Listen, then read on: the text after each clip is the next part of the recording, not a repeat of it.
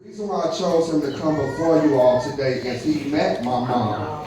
Those of you all who didn't know, she was a retired spoken word artist. That's why it's in my blood. That's why it's in my genes. So this brother here is my mentor in poetry. He's been doing poetry 29 years. He met my mom last year. They crowned me one of Chicago's Prince of Poetry. And thank you. And this is my mentor in poetry. He is the CEO of the People of POET, People of Extraordinary Talent Organization. So he goes by the stage name of Blaq. And again, he met my mom, so I just thought it was appropriate by him being my mentor in poetry to come and say a few words if you all would bear with us. Thank you. Come on, Blaq.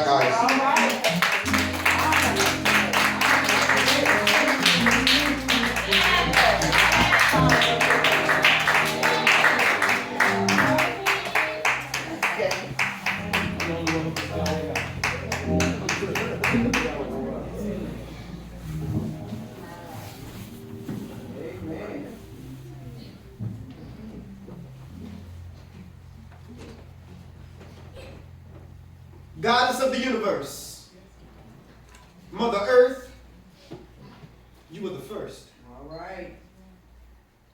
You were there from the beginning, from the cradle to the tomb, the womb that birthed me to life. Spiritually, our mother, our sister, our daughter, our rear, our wives. The most underappreciated creature of God, and your praise is long overdue. Because see, before I was even conscious of a God, I knew Mother. That's right. Mama, I knew you. Black Queen, I was there when you ruled Egypt from a golden throne. You took the cradle of civilization and you made it your home. Yeah. Black Queen, I was there when you stood by King Solomon's side as all of Jerusalem kneeled at his feet. He had a whole nation in the palms of his hands, but without Queen Sheba, That's right. King Solomon was incomplete. Black Queen, I was there when the angel Gabriel came to you and told you that you're going to have a son. Yeah. Blessed is Mary, mother among all mothers. From your womb is where we got our Savior from. Yes. You got us through 400 years of slavery. Thank you. And 100 years of segregation. And you're such a blessing because when you teach a man, you teach an individual, but when you teach a woman, you teach a nation. And you're so amazing that in the 50s you organized us. In the 60s you went to jail for the cause. In the 70s y'all had white women wearing afros, and in the 80s you became head of the household because the black man had flaws. And despite it all, even in the worst situations, you were able to make it better. Now see, Medea used to cook and clean and scrub floors and be a nanny, but still came home and raised 5 children by herself. Yes. But somehow managed to keep the family together. Yes.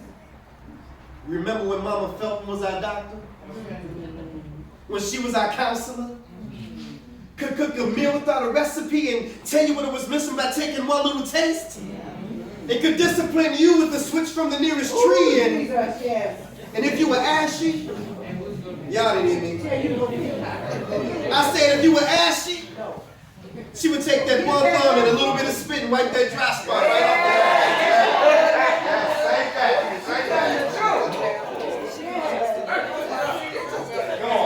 there. But something that's happened to my Eve. Somebody's been whispering in her ear and telling her that sex sells, so you disrobe. Physically and morally exposed and on BET and all the other video shows. Now, Black Queen, they look at you as just another freak show. But despite all the rough edges and beneath all the rubble, I'm still convinced by your touch that if they said one woman turned this world upside down, then a woman can turn it right side up. Hallelujah. Look at Oprah Winfrey, a self-made billionaire. Harpo had the morning slot on lock. And the other networks were so scared that they refused to put a decent program on at 9 o'clock. And look at Venus and Serena. They so bad that they stampeded over the competition like rhinos. And almost every year they were the last two left. Yeah. And one sister ended up playing the other sister in the finals. Yes. And look at Mama Felton. Such a beautiful spirit. Known to give you the shirt off her back. Had God's grace. And we love her because she had no fear. And you being present here today is the testimony and the tribute that God kept her in his loving arms. And she's the reason why we all here. This is the presentation of the Black Queen's biography. Mama Felton, I love you for your Afrocentricity. And Mama Felton, I love you for your spirituality. For you, Mama Felton, I'm a hobby. That's the case. Hallelujah.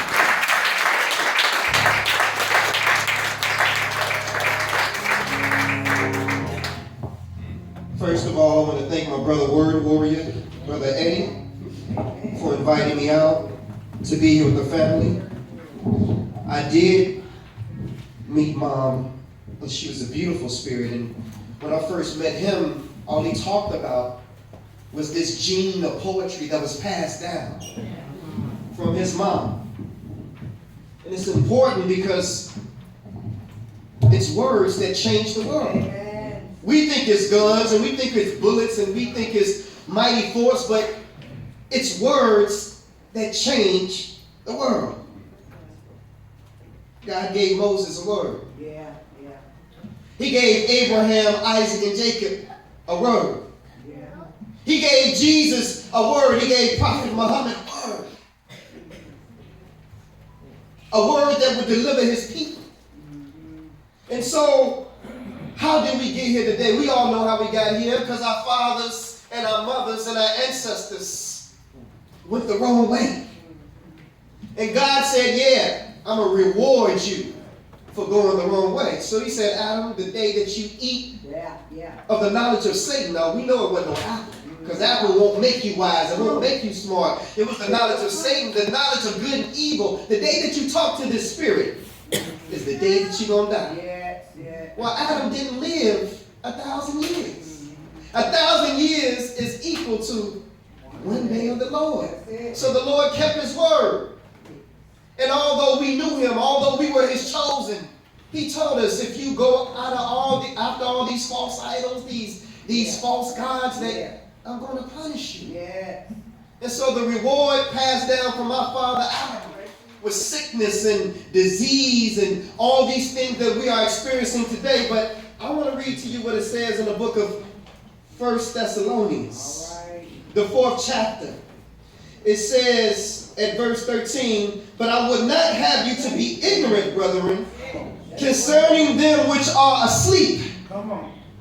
It says that you sorrow not, even as others who have no hope. See, we here today, we have hope. That's right. Because see, God got a plan for man, and his plan just don't stop right here. Verse 14 said, for if we believe that Jesus died and rose again, even so them also which sleep in Jesus will God bring with him. But when would that be, brothers and sisters? When would that be? A lot of us at the death like to put the loved one up in heaven because even when Jesus died that day, he wasn't in heaven. So let's see what the word says. The word says in St. John, the 6th chapter, brothers and sisters, it says at verse 44, it says, no man come to the Father except by me. And the Father which have sent me draw him, and I will reach him, or I will raise him up at the last day. And then he goes on again, and he says it again, brothers, in case you didn't understand that. He says it again. He says, and this is the will of the Father, who have sent me, that everyone which seeth the Son and believe on him may have everlasting life, and I will raise him up again at the last day. So when is the last day, brothers and sisters? It's the coming of the one that we call Jesus. And he ain't here yet. So we're going to let our loved ones sleep. We're going to let them rest until that day that Jesus returns, brothers and sisters. And I got news for you then. That's only the first resurrection. Read the book of Revelations, the 20th chapter. See, we got to talk about this word today because, see, this word is what's missing in the schools. This word is what's missing in our communities. In our homes, brothers and sisters. I love Mama Felton. But she has done all that she could do, brothers and sisters, to get it right with God. So funerals and memorial services are more for those who come than it is for those who pass.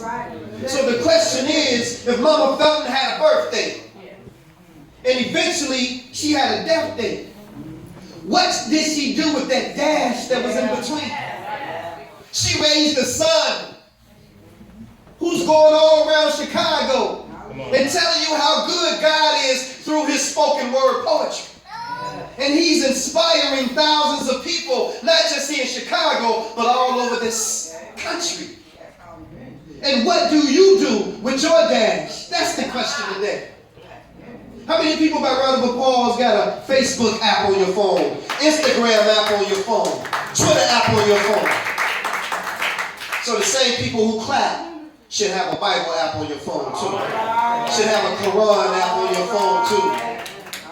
Just as much as we learn how to like and share and how to post, we got to learn how to read God's word line upon line, precept upon precept, here a little and there a little, brothers and sisters. So I want to close with my testimony. Sometimes God will allow us to be in a situation that we have no choice but to get closer to Him. We hear other people go through tragedies in their family.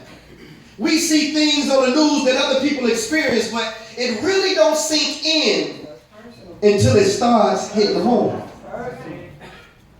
200 murders in Chicago from Labor Day to Memorial Day. 22 people killed in Chicago from September 1 to September 10. The other day, 5 people killed a mother who was pregnant and a grandmother and an 11-month-old baby shot.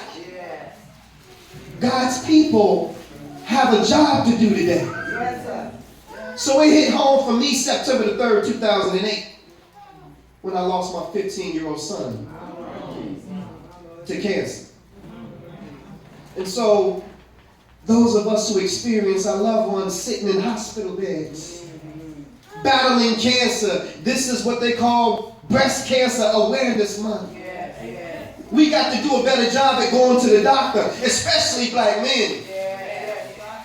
We got to do a better job at getting that 6-month checkup.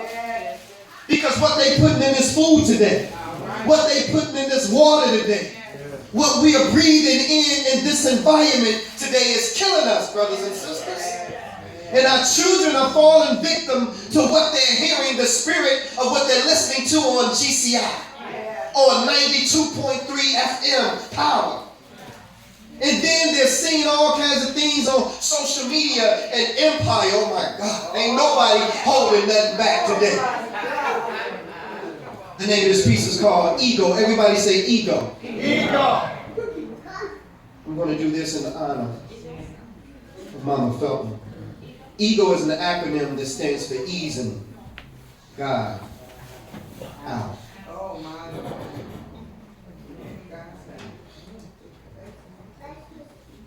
Hey God, where you at? I've been looking for you. Seems like you've been avoiding me or something. And I've been searching for you for years with no answer, just anticipation. And I've been going through this transformation, but every time I call on you, God, it's like I get put on hold. And they say that you hear all and that you see all, but seems like you ain't never available, God, when I call. See, y'all, I remember it was January 91. I had just left Simeon's Martin Luther King ceremony speaking. I wasn't feeling too well that day. Little did I know that all the while, my appendix had been leaking. And where were you, God? Just when I thought nowhere to be found. And if it wasn't for my son's mother convincing me to go to St. Bernard's that night, Blaq Ice wouldn't be here with you right now. Wow. Yeah. Come on. And where you at, God, that morning when I went to work and when I got to 123rd and Kedzie, right by the cemetery, this lady ran the light. The last thing I saw, y'all, was headlights. A 3-car collision that almost took my life, but where are you, God? And where you at, God, when my mother was stricken with cervical cancer? She's been going to the Kingdom Hall, serving him since before I was born, and we both called on you, and you still didn't answer. Come on, God, this is my mother. Tell me, is this how you treat all your sons and your daughters? And where you at, God, that day my son died? I sat there at the University of Chicago and I watched him come back twice. You could have intervened, you could have saved his life, but where are you, God? And where were you at, God, when... Okay, my son, I've heard enough. Now I know that times for you have been rough, but son, where's your faith? Well, Seems like you only seek my face when you need me. For I am a full-time God, my son. Do you really believe in me? yeah. Well, if so, then you would know that I am the creator of the universe. All that you see from the highest heights of heaven to what you have discovered beneath the earth. See, I am the God of Abraham, Isaac, and Jacob. I am the God of Moses, Lot, and David. I am the one who made Solomon wise. I put Noah in the ark before the waters could rise. I gave Samson the strength to destroy the Philistines with no eyes. I am that smooth stone that David slung that smote Goliath in the head. The cracks that crumble the walls of Jericho, the same one that rose Lazarus from the dead. I am the one who gave Prophet Muhammad the Holy Quran, the blood of the lamb of the doorposts that kept the children of Israel safe from harm, even the staff of Moses' right arm, and I gave it the power to split the Red Sea in half. Shall I go on? Well, Please forgive me, Father. He said, no, son, I already have. But see, like Jonah, you've been running from your mission. I've been trying to reach you and speak to you for years, but your ego just wouldn't let you listen. When your opinions were spreading poison through your body, I was the voice that spake to your sons, brother, warning you, and do you remember what you promised me, my son? Yes, Lord, I do. I promise you that if you allow me to make it through, then I'm going to turn my life over to you. But what did you do? You continued to play. So I spoke to you again in the form of a 3-car collision, but I allowed you to walk away that day. And have you ever asked yourself the question why the accident was by a gravesite? I was showing you that the road that you were traveling on ended at the cemetery if you didn't change your life. But you still didn't listen. And as for your mother's cervical cancer, I am the reason why your mother's cancer is in remission. And I know Mama Felton's gone. But her body was sick, so I relieved her of her pain and I called her home. yes, Lord. And yet and still I'm standing by your side all those moments that you felt alone. But some of y'all still rejected my truth. If you only could have put your ego to the side and listened to all those whom I sent to you. Lord, you mean to tell me what all the while I was waiting to hear from you? You were sending me messages through all those whom I rejected? Yes, my son, this is true. And instead of focusing on the guides, submit to the truth that you find inside. For Satan is the one who subtracts and divides, but he is the one who adds and multiplies. I'm telling y'all, he opened my eyes. Thank you, Jesus. And so to those of you who can't accept the truth, because your ego won't allow you to accept who the truth is coming through, take this as a lesson. Because see, God just ain't using some of these pastors today, because asking some of these pastors questions is just like asking blind men for directions. That's right. But it's the truth that counts. And see, family, in this case, my ego just was my ego. But my ego was easing God out. Thank you.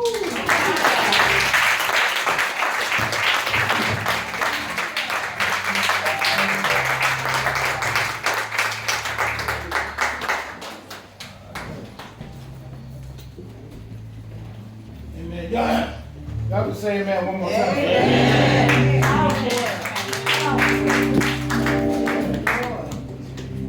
You know, so often,